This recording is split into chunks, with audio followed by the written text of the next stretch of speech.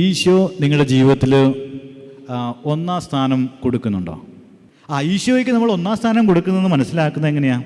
നിങ്ങൾ ഏറ്റവും കൂടുതൽ തവണ ആരെക്കുറിച്ചാണ് ചിന്തിച്ചത്, അദ്ദേഹമാണ് നിങ്ങളുടെ ദൈവം. അങ്ങനെ 24 hours ഒരു പെണ്ണിനെ കുറിച്ചാണ് ഒരാൾ ചിന്തിച്ചിരിക്കുന്നതെങ്കിൽ ദൈവം ആരാ? അയാൾക്ക് ആരാ? പെണ്ണാണ് ദൈവം. വേറൊരാൾ എങ്ങനെയാണ് ദൈവം എങ്ങനെയെങ്കിലും പണം ഉണ്ടാക്കണം, അല്ലേ? യൂത്തിൻ്റെയൊക്കെ പണം ഉണ്ടാക്കണം. അതിന് വേണ്ടിയിട്ട് ഞാനിപ്പോൾ ചിലവരെന്ത് ചെയ്യും, പല പല ഗെയിമുകൾ കളിക്കും. എങ്ങനെയെങ്കിലും വഴിയിലൂടെ പണം ഉണ്ടാക്കണമെന്ന് ചിന്തിച്ചു കഴിഞ്ഞാൽ അത് ഫുൾ ടൈം അതിനെക്കുറിച്ചല്ലേ ചിന്തിക്കണേ, അല്ലേ? അന്നേരം അയാളുടെ ദൈവം ആരാ? പണം, അല്ലേ?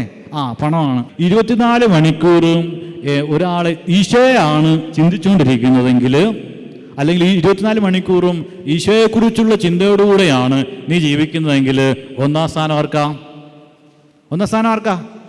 ഈശോയ്ക്ക്, അല്ലേ?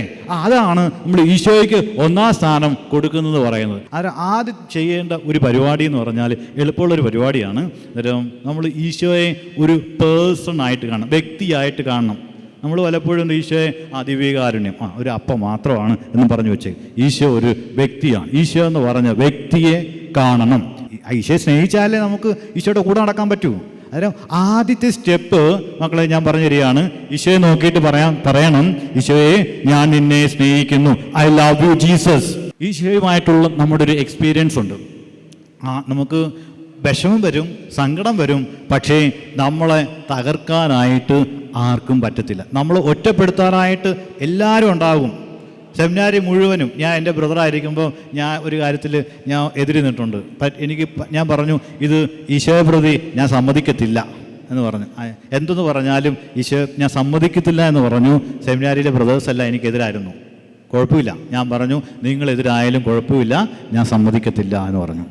പക്ഷേ എന്നെ നമ്മളെ ഒറ്റപ്പെടുത്തി കുഴപ്പമില്ല, പക്ഷേ നമുക്ക് ധൈര്യം തരുന്ന ഒരു ക്രൈസി ലവ് ഈശോയോടുണ്ടായിക്കഴിഞ്ഞാൽ, ഒരു ഭ്രാന്തമായ സ്നേഹം ഈശോയോടുണ്ടായിക്കഴിഞ്ഞാൽ ഒന്നിനും നമ്മളെ തൊടാൻ പറ്റത്തില്ല.